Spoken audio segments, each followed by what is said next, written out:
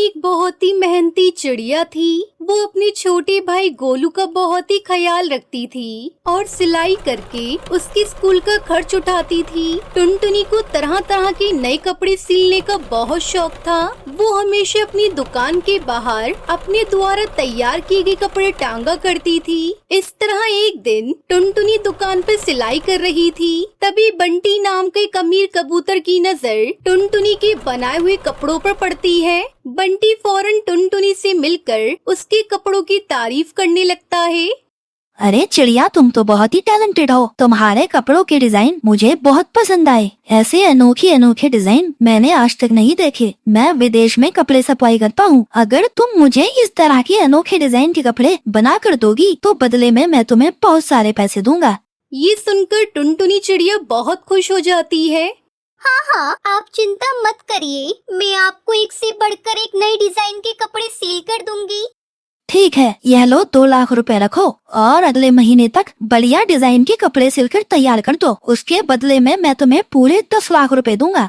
इतना बड़ा काम मिलने से टुनटुनी चिड़िया की खुशी का ठिकाना नहीं रहता। वो घर जाकर अपने भाई को सारी बात बता देती है। वहीं दूसरी तरफ टुनटुनी चिड़िया के पड़ोस में कालू नाम का एक बदमाश कौवा भी रहता था। वो टुनटुनी चिड़िया की सारी बातें सुन लेता है। अच्छा, तो अगले महीने इस टुनटुनी चिड़िया को 10 लाख रुपए मिलने वाले हैं। अब तो मुझे टुनटुनी पर नजर रखनी होगी और जैसे ही इसे पैसे मिलेंगे मैं इसके सारे पैसे छीन लूंगा। वहीं दूसरी तरफ दिन रात मेहनत करके टुनटुनी सारे कपड़े सिलकर तैयार कर देती है। उधर देखते ही देखते एक महीना बीत जाता है। फिर बंटी कबूतर टुनटुनी चिड़िया की दुकान पर आकर उसके सारे कपड़े ले लेता है और वादे के अनुसार उसे 10 लाख रुपए दे देता है। फिर शाम को दुकान बंद करने के बाद जब टुनटुनी चिड़िया अपने घर की ओर लौट रही थी, तभी पुल के ऊपर कालू कौवा उसका रास्ता रोक लेता है। उस बदमाश कालू के हाथ में एक बड़ा सा चाकू था। ये देखकर टुनटुनी चिड़िया घबरा जाती है। अरे ये सब क्या है कालू, तुम यहाँ पर क्या कर रहे हो और तुम चाकू लेकर मेरे सामने क्यों खड़े हो? हटो मेरे रास्ते से। क्योंकि टुनटुनी चिड़िया, मैं तुझे जान से मारकर तेरे सारे पैसे हासिल करना चाहता हूँ, समझी तू? अब चुपचाप से सारे पैसे मुझे दे दे। नहीं नहीं, मैं तुम्हें अपने पैसे नहीं दूंगी। दिन रात की मेहनत के बाद मुझे पैसे मिले हैं, इससे मैं अपने भाई का अच्छे स्कूल में एडमिशन करवाऊंगी। देखो, चुपचाप मेरा रास्ता छोड़ दो, वरना मैं शोर मचाकर पक्षियों को इकट्ठा कर लूंगी। अच्छा, तो ये बात है, मैं तुझे चिल्लाने का मौका ही नहीं दूंगा। इतना कहकर कालू टुनटुनी के शरीर पर चाकू से वार करना शुरू कर देता है। देखते ही देखते बेचारी टुनटुनी खून से लथपथ हो जाती है। उसके बाद वो टुनटुनी को पुल के नीचे नदी में फेंक देता है और उसके सारे पैसे लेकर वहाँ से भाग निकलता है। दूसरी तरफ टुनटुनी के घर न पहुँचने से उसका भाई गोलू बहुत परेशान हो जाता है। वो कालू के पास जाता है। अरे कालू भैया, इतनी रात हो गई लेकिन अभी तक मेरी बहन घर नहीं आई। आपने उसे कहीं देखा है क्या? अरे मैंने तेरी बहन का ठेका ले रखा है क्या, जो तू मुझसे सवाल करने आ गया? और चल जा यहाँ से और दोबारा मुझे परेशान मत करना। इस तरह कालू गोलू चिड़ा को डांट कर वहाँ से भगा देता है। दूसरी तरफ अचानक से तेज बारिश होने लगती है। टुनटुनी बारिश की वजह से नदी में बहते हुए दूर एक जादुई दुनिया में पहुँच जाती है। तभी नदी के किनारे बैठी जादूगरनी उसे उठाकर एक जादुई जूते के घर के अंदर ले जाती है। फिर वो जादूगरनी अपनी जादुई शक्ति से टुनटुनी को पूरी तरह ठीक कर देती है। ठीक होकर टुनटुनी जादूगरनी को अपने साथ घटी सारी घटना बता देती है। तुम चिंता मत करो, सब ठीक हो जाएगा। हम तुम्हें कल ही तुम्हारे घर पहुंचा देंगे। तब तक तुम यहाँ रहकर हमारी जादुई दुनिया का सुंदर नजारा देखो। उसके बाद जादूगरनी टुनटुनी को अपनी जादुई खेत में ले जाती है। वहाँ अलग अलग ढेर सारी फसल लगी हुई थी। फिर जादूगरनी खेत से बहुत सारे संतरे जमा कर लेती है। तुम ये संतरे अपने साथ ले जाना। इन्हें काटने पर इनके अंदर से एक सोने का सिक्का निकलेगा। अरे वाह, ये तो बहुत ही कमाल के संतरे हैं। आपका बहुत बहुत शुक्रिया। हाँ, हमारी इस दुनिया में हर एक चीज जादुई और अनोखी है। उसके बाद जादूगरनी टुनटुनी को तरह तरह का जादुई पकवान खिलाती है। फिर अगले दिन चलो, अब मैं तुम्हें तुम्हारे गांव पहुंचा देती हूँ। फिर वो जादूगरनी अपनी जादुई छड़ी को गोल गोल घुमाती है और अगले ही पल वो जादुई जूतों का घर हवा में उड़ने लगता है। फिर थोड़ी ही देर में जूते का घर टुनटुनी के घर के सामने पहुंच जाता है। टुनटुनी को देख गोलू बहुत खुश होता है और दौड़कर अपनी बहन के गले लग जाता है। लेकिन दूसरी तरफ टुनटुनी को देखते ही कालू कौवे की सिट्टी बिट्टी गुल हो जाती है। अरे ये सब क्या है? आखिर ये टुनटुनी जिंदा कैसे बच गई? इससे पहले कि ये मुझे देखे, मुझे यहाँ से भाग जाना चाहिए। इतना कहकर कालू वहाँ से भागने लगता है, लेकिन तभी टुनटुनी उसे देख लेती है। वो देखो जादूगरनी, वो वही कालू कौवा है जिसने मुझे जान से मारने की कोशिश की थी। उसके बाद जादूगरनी अपनी जादुई छड़ी गोल गोल घुमाने लगती है और अगले ही पल जादुई जूतों के घर के अंदर से ढेर सारे जूते निकलकर कालू कौवे के ऊपर गिरने लगते हैं। अरे मर गया रे, मेरी कमर टूट गई। अरे फिर वो सभी जूते आग के गोले में बदल जाते हैं और कालू कौवे के शरीर को जलाने लगते हैं। अरे मर गया रे, कोई बचाओ मुझे, कोई मेरी मदद करो। उसके बाद कालू कौवा अपनी जान बचाने के लिए पास के कुएं में कूद जाता है, लेकिन उसे तैरना नहीं आता था। वो कुएं में डूबकर मर जाता है। इस तरह उसे उसके बुरे कर्मों की सजा मिल जाती है। उधर जादूगरनी के दिए गए जादुई जूतों के घर के अंदर से टुनटुनी को ढेर सारे सोने के सिक्के मिलते हैं। उन्हें बेचकर वो अमीर बन जाती है। इस तरह सब कुछ ठीक हो जाता है और टुनटुनी अपने भाई गोलू के साथ जादुई जूतों के घर के अंदर हंसी खुशी अपना जीवन जीने लगती है। कई दिनों से जंगल में लगातार बारिश हो रही थी। हे भगवान, पता नहीं ये बारिश कब रुकेगी। पूरे घोंसले में बारिश का पानी टपक रहा है। अरे टूनी जल्दी भाग, कहीं ये घोंसला टूटकर गिर ना जाए। मैं लूसी को लेकर बाहर जा रही हूँ। अपनी माँ के चिल्लाने की आवाज सुनकर टूनी चिड़िया जल्दी से भागकर घोंसले से बाहर निकल आती है। अचानक तेज आवाज के साथ टुनटुनी का घोंसला टूटकर पेड़ से नीचे गिर जाता है। अब उनके पास रहने का कोई ठिकाना नहीं था। टुनटुनी चिड़िया अपनी बेटियों को लेकर बारिश में इधर उधर भटकने लगती है। ये कैसी आफत आ गई मेरे ऊपर। इतनी तेज बारिश में मैं अपनी बच्चियों को लेकर कब तक भटकती रहूंगी। कहीं कोई सर छुपाने की जगह मिल जाती तो अच्छा होता। काश तेरे पापा जिंदा होते तो आज हमारा पक्का घर होता।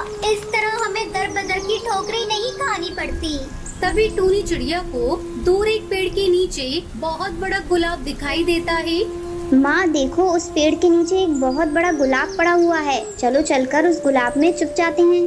टुनटुनी चिड़िया अपनी बेटियों के साथ उस पेड़ की तरफ जाती है। अरे ये तो गुलाब का फूल लग रहा है। इसमें दरवाजा और खिड़कियाँ भी है।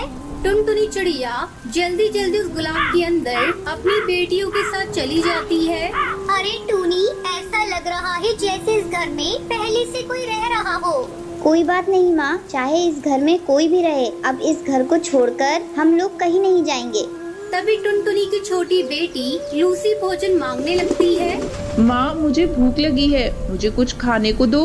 लूसी तू पागल हो गई है क्या? इस बारिश में माँ भोजन लेने कहाँ जाएंगी? चुपचाप सोने की कोशिश कर। टूनी दीदी मुझे नींद आ रही है, भूख से पेट में दर्द हो रहा है। माँ मुझे भूख लगी है, कुछ दो खाने को।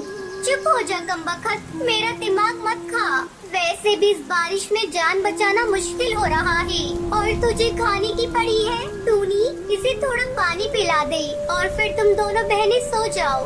टूनी चिड़िया अपनी बहन को पानी पिलाती है और फिर दोनों बहनें सो जाती हैं। चलो, मेरी दोनों बच्चियाँ तो सो गयी, लेकिन मैं नहीं सो सकती। मुझे रात भर जागकर इनकी रखवाली करनी होगी। इतनी बारिश में कहीं कोई जहरीला जीव जंतु इस घर के अंदर ना आ जाए। रात भर टुनटुनी चिड़िया जागकर अपनी बेटियों की रखवाली करती है। सुबह होने पर टुनटुनी चिड़िया को उस गुलाब में रहने वाले कालू कौवे की आवाज सुनाई देती है। कौन है रे मेरे इस घर के अंदर? जल्दी दरवाजा खोल, मैं बाहर बारिश में भीग रहा हूँ। टुनटुनी चिड़िया दरवाजा खोलती है। ए चिड़िया, ये मेरा घर है, निकल मेरे घर से। नहीं निकलूंगी, जाओ जो करना ही कर लो। जब मैं इस घर में आई तो ये घर खाली पड़ा था। मैं कल भोजन लेने गया था और तेज बारिश होने लगी, इसीलिए मैं नहीं आ पाया। चलो अब जल्दी निकलो यहाँ से। अंकल, हम लोगों को यहाँ से मत निकालिए। हम लोग कहाँ जाएंगे? बारिश में हमारा घोंसला टूट गया है। मूर्ख चिड़िया, तुझे एक बार में समझ नहीं आता? मैं बोल रहा हूँ ना, ये मेरा घर है और मैं यहाँ किसी को रहने नहीं दे सकता। कालू भैया, मैं आपसे विनती करती हूँ, मुझे और मेरी बेटियों को इस घर से बाहर मत निकालिए। जैसे ही बारिश रुकेगी हम लोग यहाँ से चले जाएंगे। थोड़ी देर बाद बारिश रुक जाती है और टुनटुनी चिड़िया अपनी बेटियों को लेकर जाने लगती है। तभी कालू कौआ टुनटुनी चिड़िया से कहता है, तुम्हें कहीं जाने की जरूरत नहीं। तुम्हारा भाई इतना निर्दयी नहीं है जो तुम लोगों को इस घर से बाहर निकाल दे। अब से हम लोग साथ साथ रहेंगे। ये लो, मैं कुछ भोजन लेकर आया हूँ, खुद भी खा लो और बेटियों को भी खिला दो। कालू कौवा टुनटुनी चिड़िया को अपनी बहन बना लेता है और फिर सभी उस गुलाब के घर में खुशी खुशी रहने लगते हैं। ये कहानी है राजस्थान के जंगल में रहने वाली गरीब टुनटुनी चिड़िया और उसकी 2 मासूम बेटियों की। टुनटुनी चिड़िया का पति कालू कौवा बहुत ज्यादा शराब पीता था। वो सारा दिन शराब के नशे में ही रहता था और कुछ भी काम नहीं करता था। दूसरी तरफ टुनटुनी चिड़िया चाहकर भी खुद घर से बाहर काम के लिए नहीं जा सकती थी, क्योंकि अपनी बच्चियों को वो किसी के भरोसे नहीं छोड़ सकती थी। लेकिन बच्चियों का पेट भरने के लिए उसे कुछ तो करना ही था। इसके लिए टुनटुनी चिड़िया ने अपने घर के बाहर ही एक वड़ा पाव का ठेला लगाना शुरू कर दिया। वड़ा पाव ले लो, वड़ा पाव, ताज़ा ताज़ा सबसे सस्ता वड़ा पाव ले लो। तभी थोड़ी देर बाद कालू कौवा टुनटुनी के ठेले पर आता है। ए, चल जल्दी से 2 वड़ा पाव लेकर आ। आज मेरे दोस्त ने विलायती शराब दी है, वो भी आने वाला है। दोनों साथ बैठकर पियेंगे। ए जा कालू, कुछ तो शर्म करो। घर में 2 बच्चियां हैं और तुम शराब पियोगे उनके सामने। और एक बात साफ साफ सुन लो, ये वड़ा पाव बेचने के लिए है, ना कि शराब के साथ तुम्हारे चखने के लिए। अच्छा, जुबान चलाती है तू है? रुक, अभी बिकवाता हूँ तेरे वड़ा पाव। कालू कौवा टुनटुनी चिड़िया का वड़ा पाव का ठेला पलट देता है, जिससे सारे वड़ा पाव जमीन पर गिर जाते हैं और ज्यादातर वड़ा पाव पास की नदी में गिर जाते हैं। अब वो बेचने लायक बिल्कुल भी नहीं थे। ले, अब बेच। और सुन मेरी बात, तू और तेरी वो मनहूस बेटियां सब की सब निकलो मेरे घर से। तुम लोगों की कोई जरूरत नहीं है मेरे घर में। एक बेटा मांगा था, वो तो तू दे नहीं पाई। इन 2 मनहूसों को मर दिया मेरे सर पर। जरा ये बताओ, कौन सी जिम्मेदारी पूरी की है? सारा दिन सिवाय शराब पीने की करते क्या हो? मेरी बच्चियां भूखी प्यासी मेरी मदद करती हैं और तुम्हें तो हमारी मेहनत की भी कदर नहीं है। तुम भी अच्छे से सुन लो मेरी बात, तुम्हें जो करना है कर लो। मैं और मेरी बच्ची इस घर को छोड़कर कहीं नहीं जाएंगी, क्योंकि इस घर को हम अपनी मेहनत से चलाते हैं, तुम नहीं। तेरी इतनी हिम्मत है, मुझसे जुबान लड़ाएगी तू? आज मैं तुझे जिंदा नहीं छोड़ूंगा। कालू कौवा टुनटुनी चिड़िया के पर पकड़कर उसे घर के अंदर ले जाता है और फिर उसे बुरी तरह से पीटने लगता है। दोनों बच्चे ये सब देखकर सहम गई। सबसे बड़ी बेटी टूनी चिड़िया ने किसी तरह हिम्मत करके अपने पिता को रोकने की कोशिश की। नहीं पापा, मत मारो माँ को, ऐसा मत करो, छोड़ दो माँ को। कालू कौवा गुस्से में टूनी चिड़िया को भी धक्का दे देता है, जिस वजह से टूनी को गहरी चोट लग जाती है। वहीं उसका दोस्त बाहर आ चुका था और कालू कौवा अपनी शराब की बोतल लेकर उसके साथ घर से बाहर जाने लगा। अरे आ गया दोस्त, चल यार बाहर ही चलकर पीते हैं। इन मनहूसों ने तो सारा मूड ही खराब कर दिया। अरे कहाँ जा रही हो? टूनी को कितनी चोट लगी है? मेरे साथ चलो, इसे डॉक्टर के पास लेकर जाना होगा। टुनटुनी की बात को अनसुना कर कालू कौवा वहाँ से चला जाता है। टूनी जमीन पर बेहोश पड़ी थी। टुनटुनी को भी काफी चोट आई थी, लेकिन फिर भी टुनटुनी चिड़िया हिम्मत करके उठी और वो टूनी को लेकर अस्पताल पहुँची, जहाँ डॉक्टर बुलबुल ने टूनी का इलाज किया और कुछ ही देर में टूनी को होश आ गया। अब ये ठीक है, ये दवाइयाँ लिख दी हैं मैंने, बाहर मेडिकल से खरीद लो। और हाँ, इसे 1 हफ्ते तक हर रोज पट्टी बदलवाने के लिए लाना होगा। टुनटुनी चिड़िया डॉक्टर से दवाई की पर्ची लेकर उसे देखने लगती है। पर्ची देखते हुए उसकी आंखों से आंसू बह रहे थे। ये देखकर डॉक्टर बुलबुल ने टुनटुनी चिड़िया से कहा, क्या हुआ, तुम रो क्यों रही हो? कोई परेशानी है क्या? मैडम जी, मैं बहुत गरीब हूँ। 2 छोटी बच्चियाँ हैं मेरी और मेरा पति सारा दिन शराब पी के पड़ा रहता है। मेरी बच्ची की इस हालत का जिम्मेदार भी वही है। मेरे पास बिल्कुल पैसे नहीं हैं। समझ नहीं आ रहा कि अपनी बच्ची के लिए दवाइयाँ कैसे खरीदूंगी।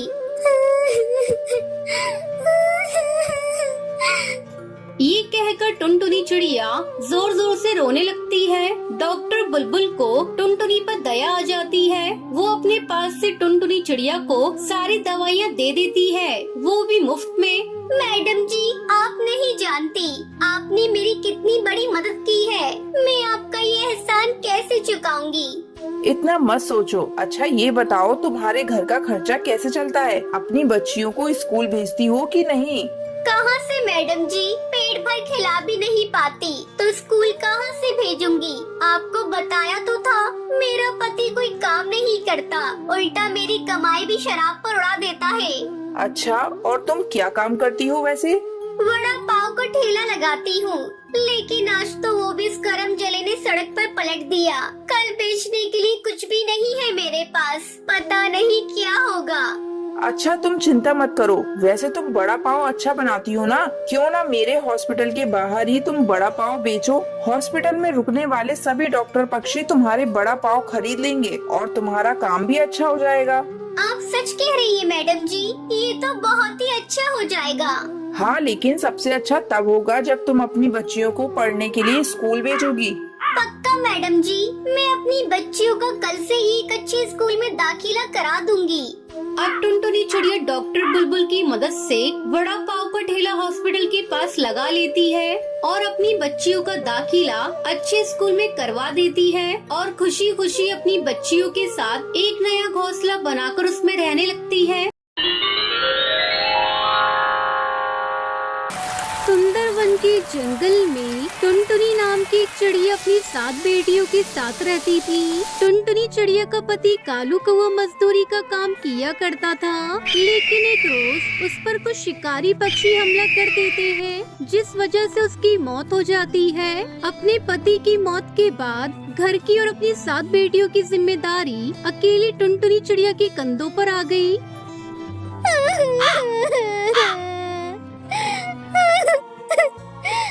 हे ऊपर वाले, ये अन्याय क्यों किया तूने मेरे साथ? अब ये जिम्मेदारी मैं अकेले कैसे पूरी करूंगी? टुनटुनी चिड़िया उसी कोयले भट्टी में काम मांगने गई, जहां उसका पति मजदूरी किया करता था।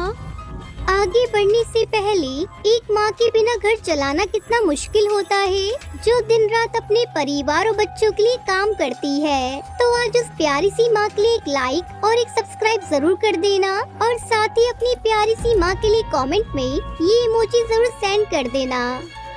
मैं ये कर लूंगी मालिक। अपने पति की मौत के बाद अपनी 7 बच्चियों की जिम्मेदारी मुझे ही निभानी है, और वैसे भी मजबूरी पक्षियों से भारी काम करवा ही लेती है।